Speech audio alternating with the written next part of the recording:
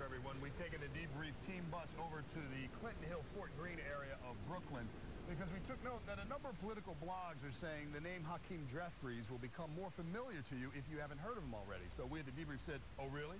Who is he? So he came out. Hakeem Jeffries, good to see you. Good to see you. State Assemblyman from the 57th District. Tell us about your district, first of all.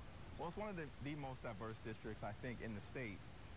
Includes the neighborhoods of Fort Greene and Clinton Hill, where we're at right now, as well as parts of Crown Heights, Bedford-Stuyvesant, and Prospect Heights.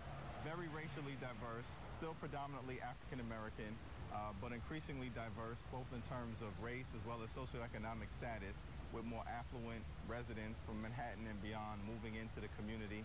We have everything from major public housing developments to multi-million-dollar brownstones and everything in between.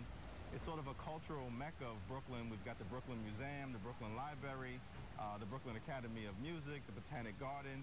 This is also the place that's been very important to hip-hop music. Biggie Smalls grew up a few blocks in that direction. So rather diverse constituency. It's an incredibly diverse constituency as well.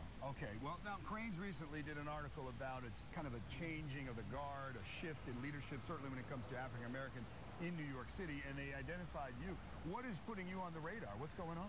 Well, I think there's been a demographic shift in terms of where the African-American and Caribbean-American population in New York City is located.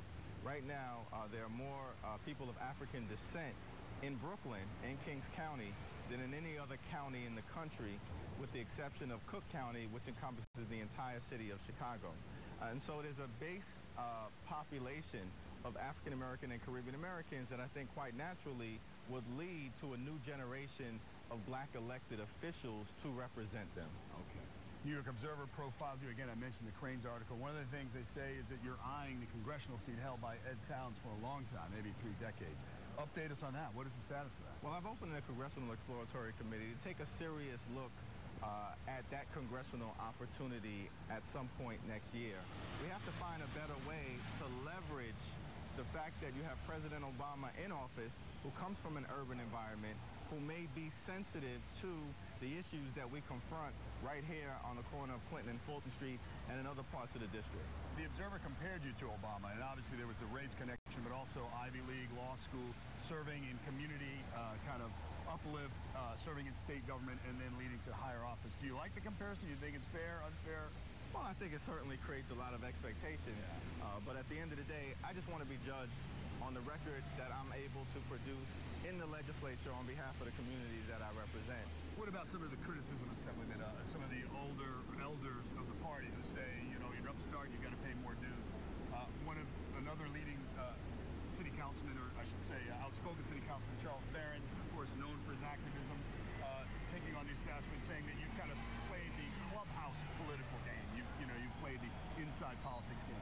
What are your response to that? Well, I'm not quite sure where that narrative comes from. When you think about the fact that I started as an outsider, ran against a 20-year incumbent who's backed by the Brooklyn Democratic machine, as well as the Albany political establishment at the time.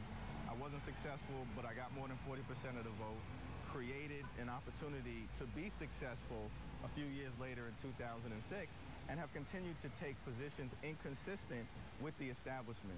I've taken on the mayor, I've taken on Ray Kelly and the NYPD on stop and frisk.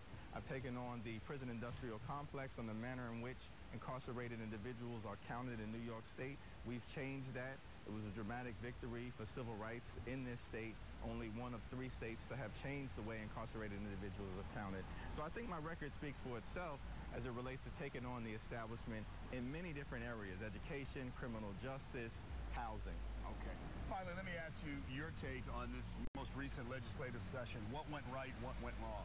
Well, it was a very successful session from the standpoint of getting some tremendous legislative accomplishments done in a place that isn't always known for getting things accomplished, particularly on time in the context of a given session or a given budget cycle.